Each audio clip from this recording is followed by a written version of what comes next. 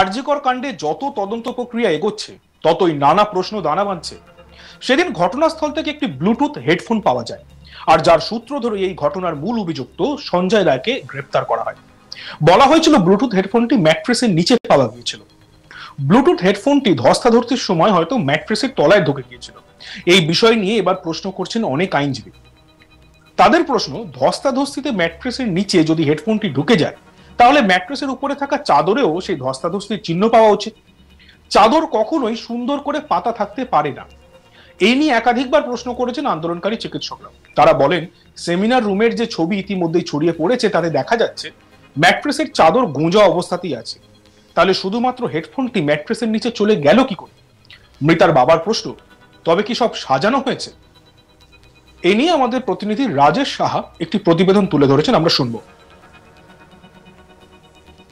যে caesar list অর্থাৎ কোনো ক্রাইম সিন থেকে যে সমস্ত জিনিসপত্র বাজেয়াপ্ত করা হয়, সিজ করা হয়, তারপর সেই তদন্তকারী সংস্থাকে একটা সিজার লিস্ট বানাতে হয়। যে সিজার লিস্টে সমস্ত যা কিছু সিজ করা হয়েছে সেগুলোর উল্লেখ থাকে, এবং সেই সিজার লিস্টটা প্রিপেয়ার করেন পুলিশের একজন অফিসার, এবং সেই সিজার লিস্টে একজন বা দুজন সাক্ষীকে গিয়ে সই করাতে হয়, এবং তার সামনে দেখিয়ে নিতে হয় কি কি সেই ক্রাইম সিন থেকে সিজ করা হয়েছে, এবং তাকে দেখিয়ে তাকে সই করাতে হয়। এটাই প্রোটোকল। এবং এই ক্ষেত্রে আরজি কর হাসপাতালে সেই সেমিনার হল থেকে এই ক্রাইম সিন থেকে কলকাতা পুলিশ যে আইটেমগুলো সিজ করেছিলেন, সেই সিজার লিস্টে দেখা যাচ্ছে 15 নম্বর আইটেমে লেখা রয়েছে যে one blue and black colour Bluetooth headphone of Luma, অর্থাৎ লুমা কোম্পানির একটি নীল এবং কালো রঙের ব্লুটুথ হেডফোন সিজ হয়েছিল। সেটা কিন্তু সিজার লিস্টের 15 নম্বর আইটেম রয়েছে। এবং সেই একই সিজার লিস্টের রিমার্কসে যদি আমরা চোখ রাখি, পরপর যখন সব আইটেম লেখা রয়েছে, সব আইটেমের শেষে রিমার্কস যখন লেখা রয়েছে, সেই রিমার্কসে যদি আমরা চোখ রাখি, সেখান থেকে তো দেখা যাচ্ছে যে এই 15 নম্বর এই 15 নম্বর আইটেমটি, অর্থাৎ যে ব্লুটুথ হেডফোন, সেইটার সম্পর্কে যখন বিস্তারিত লেখা রয়েছে রিমার্কসে, সেখানে কিন্তু কলকাতা পুলিশ পরিষ্কার লিখেছে যে that one Bluetooth headphone was found beneath the mattress, অর্থাৎ সেই ম্যাট্রেসের নিচ থেকে একটি ব্লুটুথ হেডফোন পাওয়া গেছে। এখন প্রশ্ন হচ্ছে, দেখো, আমার প্রশ্ন তুলতেই পারি, ঘটনা কি ঘটেছে সেটা তদন্ত বলবে, কিন্তু যে প্রশ্ন উঠছে এই সিজার লিস্ট থেকে, প্রাথমিকভাবে যে সন্দেহ মনে জাগে, সেটা হচ্ছে ম্যাট্রেসের নিচে কি করে ব্লুটুথ হেডফোন গেল। একটা ম্যাট্রেসের উপরে যদি এরকম নারকীয় অত্যাচার হয়ে থাকে, এরকম ঘটনা হয়ে থাকে, তারপরে সেই ম্যাট্রেসের নিচে কোনো রকম ভাবে ব্লুটুথ হেডফোন চলে যাওয়ার কথা নয়।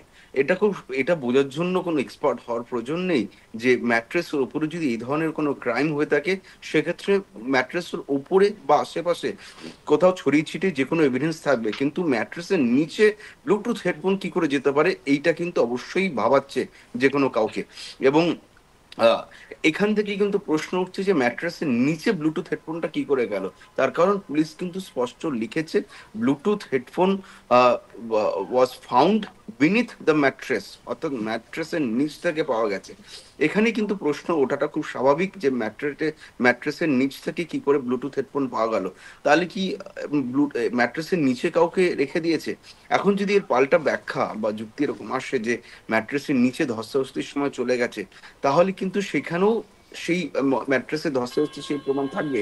কিন্তু এরা যে ছবি ভাইরাল হয়েছে, যে নির্যাতিতার দেহের ছবি যে ভাইরাল হয়েছে, সেখানে কিন্তু ম্যাট্রেসের উপরে এই ধরনের কোনো ধস্তাধস্তির ছবি অন্তত প্রাথমিক দৃষ্টিতে আমাদের চোখে ধরা পড়েনি, যে কারণেই এই প্রশ্ন ওঠাটা ভীষণ স্বাভাবিক। এই ধস্তাধস্তির ছাপটাই কিন্তু অস্পষ্ট রয়েছে, অন্তত যে ছবি দুটো, দেখো, আমরা কেউ ক্রাইম সিনে যাইনি, আমরা প্রত্যক্ষ করিনি, কিন্তু যে ছবি দুটো, যে ভিডিওগুলো ভাইরাল হয়েছে, সেখানে কিন্তু আমরা স্পষ্ট দেখেছি যে সেখানে কোনো ম্যাট্রেসের উপরে অন্তত কোনো ধস্তাধস্তির ছবি আমরা দেখতে পাচ্ছি না।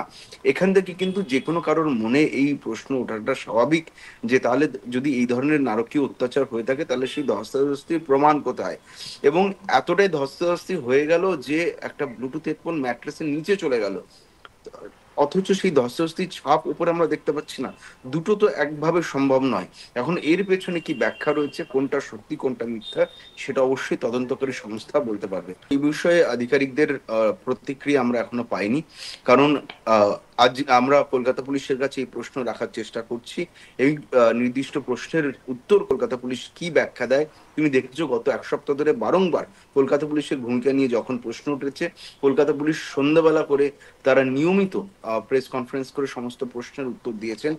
সোশ্যাল মিডিয়াতে ওঠা প্রশ্ন বা বিভিন্ন ফেক নিউজ বলো বা সাংবাদিকদের প্রশ্ন, সব উত্তর কিন্তু কলকাতা পুলিশ দিয়েছে। আমরাও যে এখন প্রশ্ন তুলছি সেই প্রশ্নও আমরা পুলিশের সামনে রাখবো, এবং পুলিশের তরফে যে কি প্রতিক্রিয়া আসে সেটা অবশ্যই আমরা পাওয়ার পরেই দর্শকদের তুলে ধরবো। দেখো, কলকাতা এই গ্রেপ্তারির পর কলকাতা পুলিশের তরফে আমরা যেটা জানতে পেরেছিলাম সেটা হচ্ছে, যখন সঞ্জয়কে ডেকে পাঠানো হয় তার অনেক আগেই এই ব্লুটুথ হেডফোন উদ্ধার হয়েছিল ক্রাইম সিন থেকে, এবং সঞ্জয়কে যখন ডেকে পাঠানো হয় সেই সময় তাকে জিজ্ঞাসাবাদ করা হচ্ছিল। এখন ব্লুটুথ হেডফোনটিকে অন করে, এবং শুধু সঞ্জয় নয় ইন্দিরা, সেই সময় 5 থেকে 7 জনকে বসিয়ে কিন্তু জিজ্ঞাসাবাদ করা হচ্ছিল। তো সকলের ফোনে ব্লুটুথ অন করে দেখা চেষ্টা হচ্ছিল যে ক্রাইম সিন থেকে যে ব্লুটুথ হেডফোনটি উদ্ধার হয়েছিল সেটি কার ফোনের সাথে কানেক্ট হতে পারে। যখন ব্লুটুথ হেডফোনটিকে অন করা হয় সেই সময় কিন্তু শুধু সঞ্জয় নয়, আরো 5 থেকে 7 জনের ফোনের ব্লুটুথ অন করা হয়েছিল, এবং সবার ফোনটা না হলেও শুধুমাত্র সঞ্জয়ের যে ফোন ছিল সেই ফোনের সাথে অটোমেটিক্যালি কানেক্ট হয়ে গিয়েছিল। অর্থাৎ শেষ ওই ফোনের সাথেই ব্লুটুথ হেডফোন কানেক্ট হয়ে থাকলে যেভাবে কানেক্ট হয় সেভাবে অটোমেটিক্যালি কানেক্ট হয়ে গেছিল। এর থেকে গোয়েন্দারা ধরে নেন যে ওই ব্লুটুথ হেডফোনটি সঞ্জয়ের। পরবর্তীকালে সঞ্জয় পুলিশের কাছে স্বীকার করে ওই ব্লুটুথ হেডফোনটি তারই ফেলে যাওয়া, এবং সেই সূত্র ধরে কিন্তু সঞ্জয়কে গ্রেপ্তার করেছিল কলকাতা পুলিশ। যে হেডফোনের কথা আমরা বলছি, বা সেদিন ঘটনাস্থল থেকে যে একটি ব্লুটুথ হেডফোন পাওয়া যায়, যার সূত্র ধরেই কিন্তু এই ঘটনার মূল অভিযুক্ত সঞ্জয় রায়কে ধরা হয়। বলা হয়েছিল ব্লুটুথ হেডফোনটি ম্যাট্রেসের নিচে পাওয়া গিয়েছিল। ব্লুটুথ হেডফোনটি ধস্তাধস্তির সময় হয়তো ম্যাট্রেসের তলায় ঢুকে গিয়েছিল। এই বিষয় নিয়ে এবার প্রশ্ন করছেন অনেক আইনজীবী। তাদের প্রশ্ন, ধস্তাধস্তিতে ম্যাট্রেসের নিচে যদি হেডফোনটি ঢুকে যায়, তাহলে ম্যাট্রেসের উপরে থাকা চাদরেও ধস্তাধস্তির চিহ্ন পাওয়া উচিত। চাদর কখনোই সুন্দর করে পাতা থাকতে পারে না। এই নিয়ে একাধিকবার প্রশ্ন করেছেন আন্দোলনকারী চিকিৎসকরা। তারা বলেন, সেমিনার রুমের যে ছবি ইতিমধ্যেই ছড়িয়ে পড়েছে তাতে দেখা যাচ্ছে যে ম্যাট্রেসের চাদর গোঁজা অবস্থাতেই আছে। তাহলে শুধুমাত্র হেডফোনটি ম্যাট্রেসের নিচে চলে গেল কি করে? মানে সত্যিই তো একটা চাদর, তার উপরে যদি ধস্তাধস্তি হয়, তার উপর যদি নির্যাতন করা হয়, সেই হেডফোনটি তার উপরে বা তার পাশে ছড়িয়ে পড়ে থাকবে। কিন্তু ওই সমান চাদরের নিচে কি করে হেডফোনটি চলে গেল, সেই নিয়ে তো প্রশ্ন উঠছেই। মৃতার বাবার প্রশ্ন, তবে কি সব সাজানো?